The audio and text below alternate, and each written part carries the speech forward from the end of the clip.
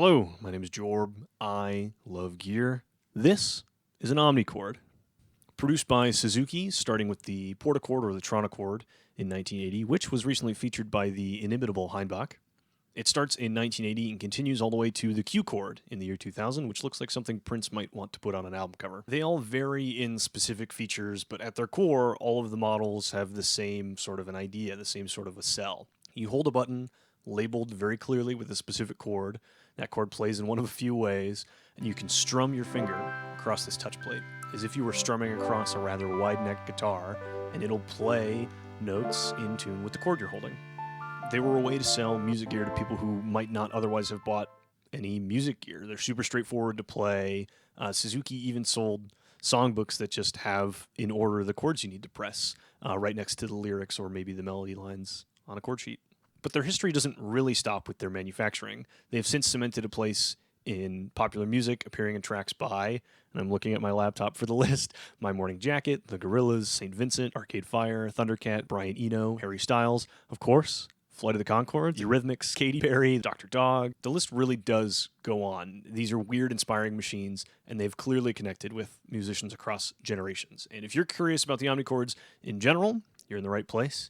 If you want to know if the OM-84 specifically does what you want to do before you actually buy one, you're really in the right place. Regular viewers, subs, and patrons, thank you. Really, thank you. Welcome back. Even if this is a bit out of the ordinary for me, this is kind of a far cry from the sort of hardware synths I normally feature. It's still a valuable creative tool, and I still think it's cool, and I still want to share it with you. So, again, I said it last time, which I was wrong, but last time in the JS30 video, I said, even if it's not for the algorithm, I'm doing it for myself. That did better than I thought. I'm just not going to try and think about that. If I want to cover something, I'm going to cover it, and I want to talk about this. And I think this might do better. So maybe I'll be wrong about that too. Anyway, I know Omnichords come with their own niche audience. A lot of Adventure Time fans, for some reason. I don't know if it's in the soundtrack or just there's a whimsy attached to that show that seems to carry through the Omnichord. So welcome to you guys if you're here to learn about Omnichords as well. If you're curious about the price of the OM-84 specifically, or any other Omnichord, I have a Reverb affiliate link in the description. That'll take you to a live search. You can see what things are going for these days. If you buy something with a cookie in your browser that I brought you there in some span of time, I get a percentage kickback. I could have said that much more eloquently, but that's what I'm leaving in. What we're going to do today, we're going to step through the features of my specific Omnichord, the OM-84. It will be applicable to some of the other ones, but this will really be great if you're looking for detail on the 84 specifically. I'm going to end with running this through some guitar pedals, some effects pedals, because to me, that's where it really, really comes alive, where these sounds feel complete, and you can get an idea of what it might sound like if you do want one to actually put in a finished track. If you don't care to see how it works, if you really just want to hear what it sounds like running through effects in a sort of more complete scenario, you can just skip to that point. There are chapters below. I'm not mad if you skip ahead. I only want you to watch the parts you're interested in. So right now, the specifics of this, the OM-84, and I think that is best demonstrated over on the table. Alrighty. We're here on the table with this curvy gray wonder. We can see a lot of different sections of it. I'm going to move over here through the controls. But first and foremost, the thing that it does.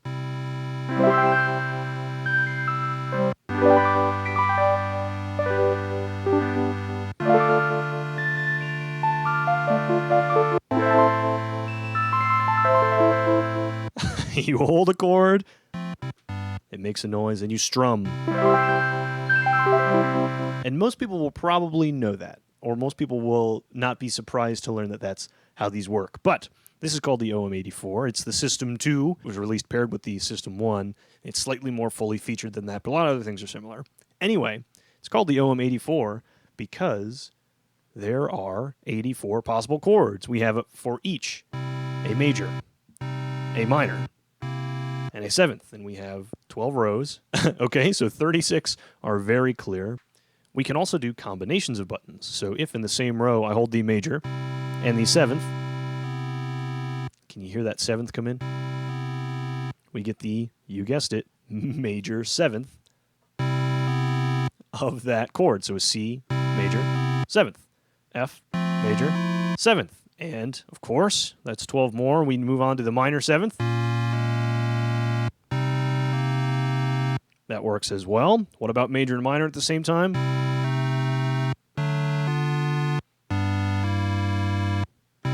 That's a diminished chord, and if we do all three at once, that's an augmented chord.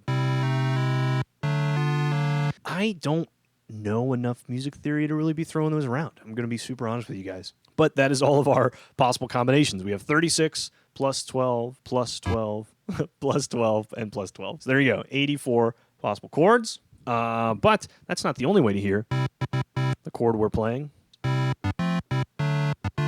Just that flat organ sound, which is on this inner part of this concentric bit here. We'll get to what keyboard is later. And the strum plate, of course. And we control the volume for everything right over here. So here's this inside of this concentric pot here.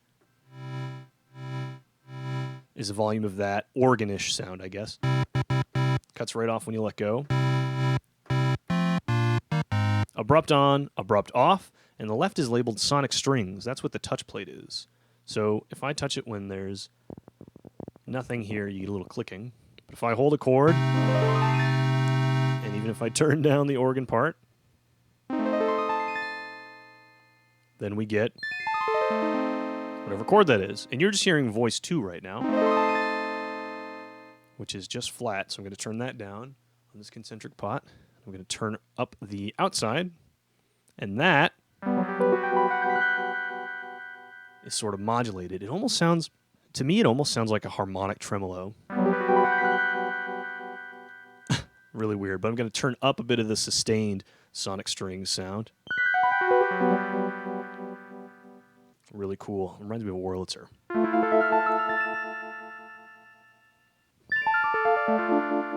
Anyway, I like that sound a whole lot. So much, in fact, that I recorded a bunch of samples. So all the phase buttons, major, minor, and seventh, of each of these 12 rows, so 36 chords, I recorded one strum of the touch plate, and it is available to my patrons. So you guys, thanks for watching. Thanks for the support. There's a little sauce for you. Put in your sampler. Go nuts. Anyway, there are other ways to play these chords. If I go down here to the rhythm section, we're just going to focus on this button at first, okay? Up is chord only, and down is auto bass sync. So I have auto bass sync now as my selection, and I have everything turned down. These two concentric pots are down.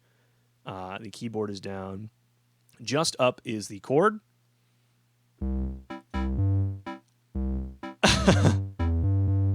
That is the auto bass sync.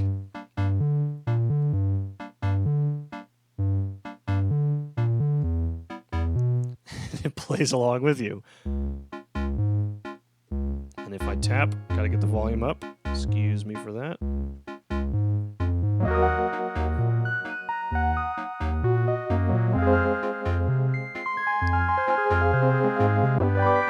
This, to me, sounds much more appealing than the flat organ sound, especially without any external effects. But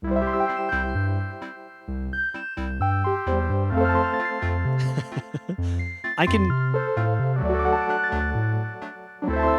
honestly, right then and there, you can already see how fun these are. See the appeal of these.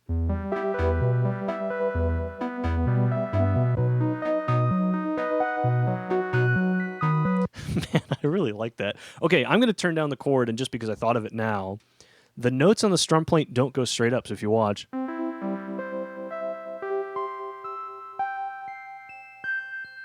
they kind of and it isn't really at some regular interval. So it seems to be that group of four, that group of four. So there seems to be 4 within each of these dots. That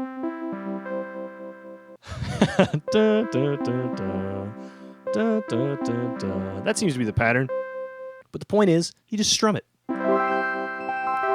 And you press it at random points, and it plays whatever notes it's going to play. I don't think there's much sense in figuring out. And part of the fun is, you don't need to know. You're just hitting it like it's a huge harp. Cool. Anyway, back to where I was. Auto bass sync. I think this is so funny, and these are tied to these different rhythms. So if I change to rock 2, it's different than rock 1. And of course, these are tied to the drum beats. So let me bring in the volume of the actual rhythm section here. Now we're talking. And I'll just give you a quick bit of all of them because I know you're going to want to hear them. This is rock 1 because the way this side works, the button down is this row, button up is this row. So we're on the first button and we're up, that's rock 1. Down would be march, but we're going to go everything on top first. So rock 1. Rock 2. I love the hi-hats. Disco, this one's my favorite. Let's cool it down there, buddy. Come on, that's great.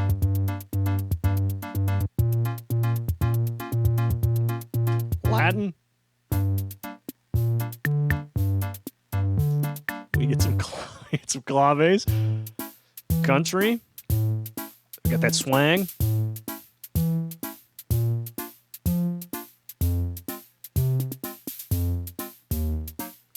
Amazing. So we're going to go back to the beginning on the bottom row. This is March.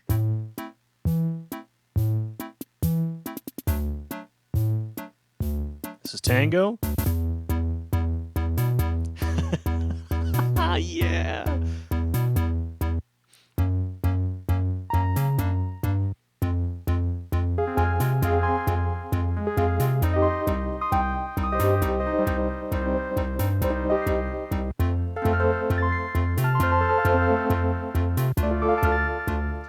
This is blues, something minor, of course.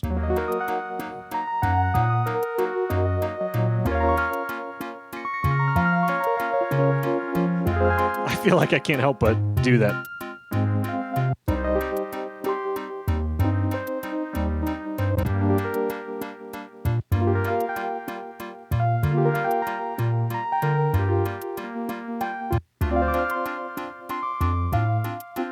I got really distracted by that one. Swing.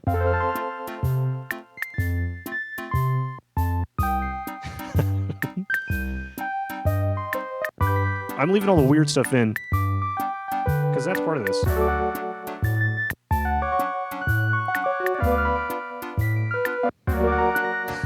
Okay, I don't know anything.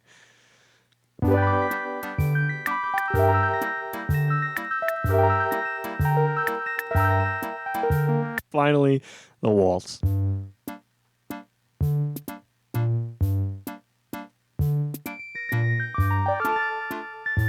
I feel like that's the one thing I can do in here. Anyway, there's your brief look at all of the rhythms. And that's everything in these top 2 sections. And that's a lot of what you're going to hear out of this and a few other Omnichords. I don't know if this is the only part that's missing from the System 1 counterpart to this.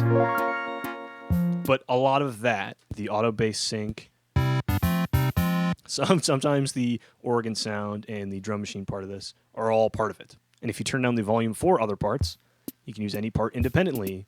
The auto bass is on the chord volume here, or just the flat chord. Or if we turn that down, we can have just the drum machine. And we saw earlier that we can do just the strum plate. Oh, and I never showed you, I'm sorry. Let's get some more things going here. This little pad right here is a mute. Stops everything. So if I try and play while my finger's down there, we get nothing.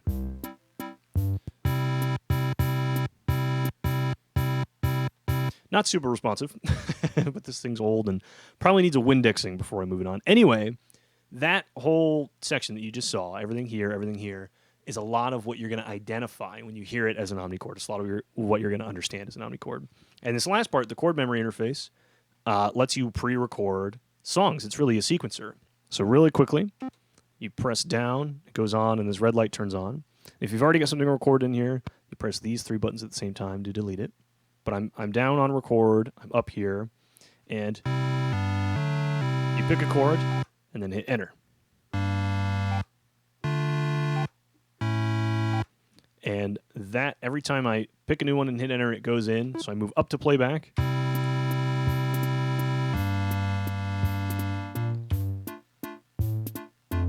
And I can click through the chords I hit. Once I make it through my sequence, it's done. And it doesn't repeat on its own. It just gets to silence where the drum machine's going, I can't use the drum plate.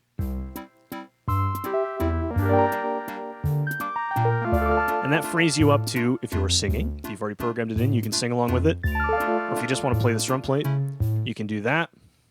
That's also a good way to get it to hold the drum pattern on its own without putting your fingers down on anything. And you can also play this. You see these darker ones, if you were wondering. This works like a keyboard.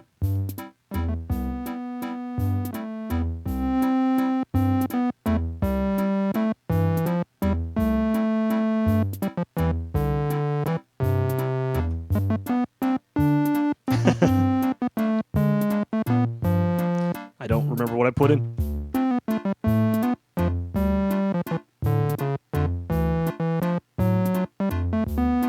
There you go. You understand. But you can also just get into this mode and use this keyboard bit. It seems like it's almost just a square wave, and it is monophonic, and it is low note priority, but you can play it, like anything else. I don't know how specific that is to the OM-84. I believe other models do that. To what capacity and in what way, I do not know. But I'm going to get here, get and record, delete what I had, and then just, let's do.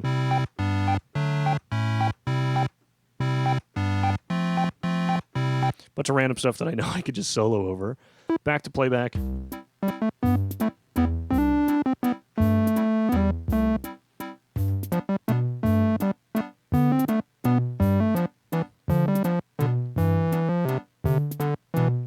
Let's get on disco, huh?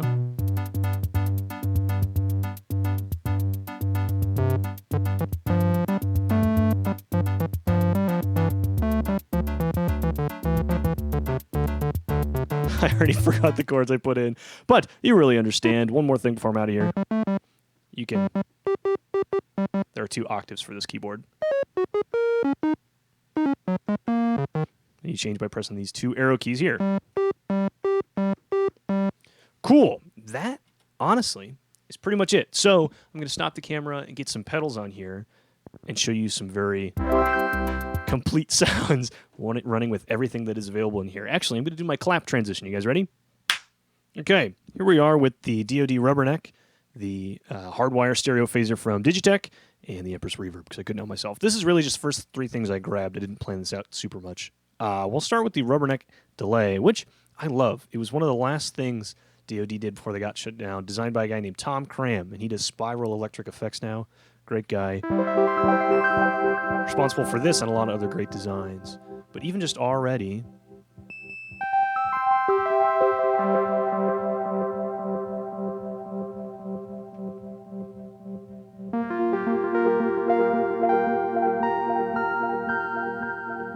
That's a very usable sound in a lot of modern compositions. Whoops.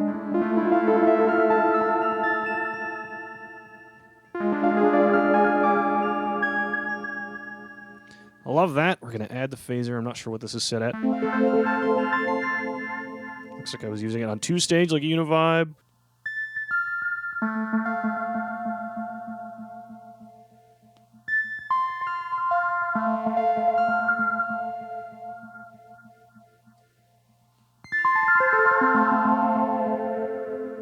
Wonderful. And the inimitable. The exquisite. The supreme Empress Reverb.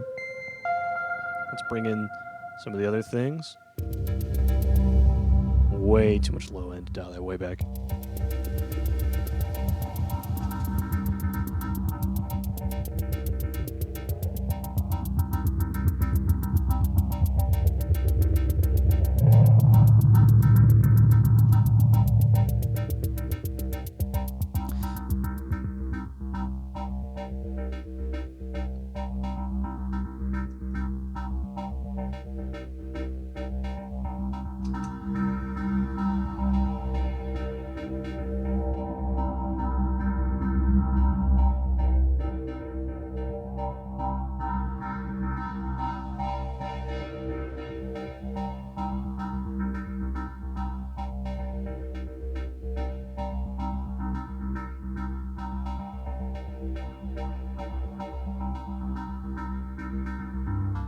Go back to just the strum.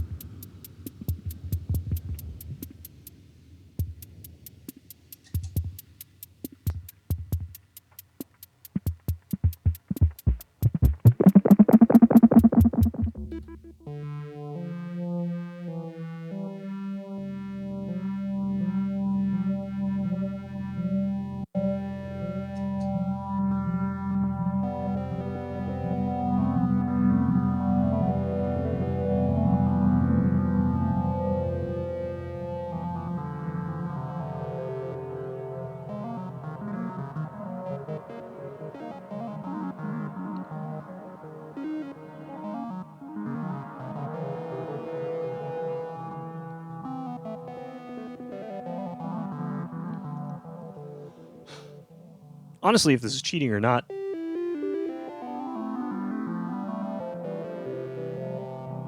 I really like it just with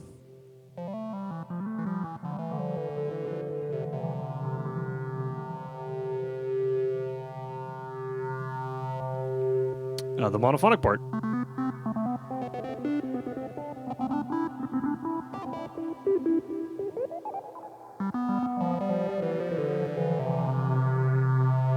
I think I'm going to change the pedal lineup. Wait for the sound to die out. Ooh. I'll clap again. Alrighty, is everything in frame? This is... I've still got the Empress reverb because I can't help it. It's so good. The Callisto chorus and vibrato.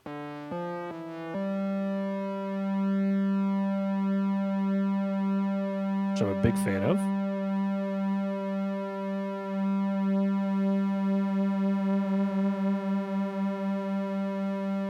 That dialed in.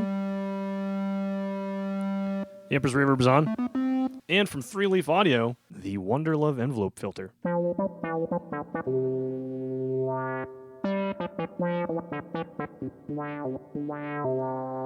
This is an envelope follower and a low-pass filter. We synth people know this. There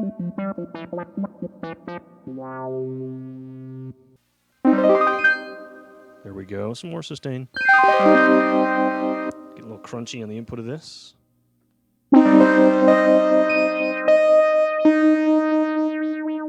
Blend lower, sensitivity lower. Sensitivity lower.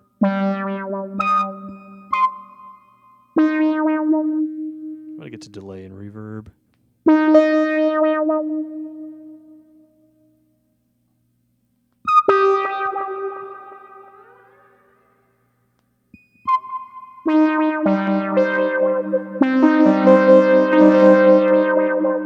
Less sustain. Less resonance. Let's try the bandpass.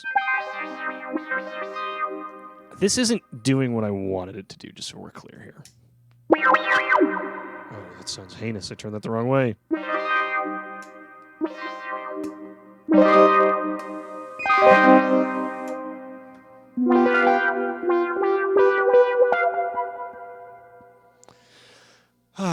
This is not quite hitting the way I thought it would.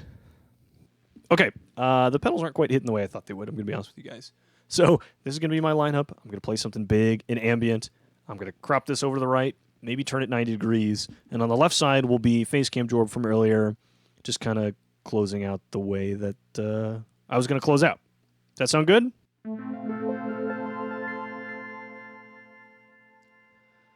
That was your cue, editing Jorb, but put them up over there. Come on. So, there you go. A rather thorough look at the OM-84 specifically. I bought it mostly out of fascination. I've really enjoyed it, but I don't see myself keeping it for that much longer. I've really just been leaving it in the case. I'll probably put it on reverb in the next couple weeks. Honestly, the most use I ever got out of it was when we did a D&D campaign where my character was a bard and I used it as a prop whenever I cast magic. That was very fun. Anyway, the point of this, the big point I want to make, these are more flexible and they're more feature rich than they really seem. Yeah, they're an anomaly. Yeah, they're a specific thing. Yeah, they're a specific sound. But they deserve some credit for some of the features they have. To be able to play chords and drums and play a melody over that on something that's inexpensive and not that complicated is really, really cool. And from just the music technology, like, fascination standpoint, I like that they exist. It's cool and exciting to me that this was a contemporary product at any point. Look at this thing. It's bizarre.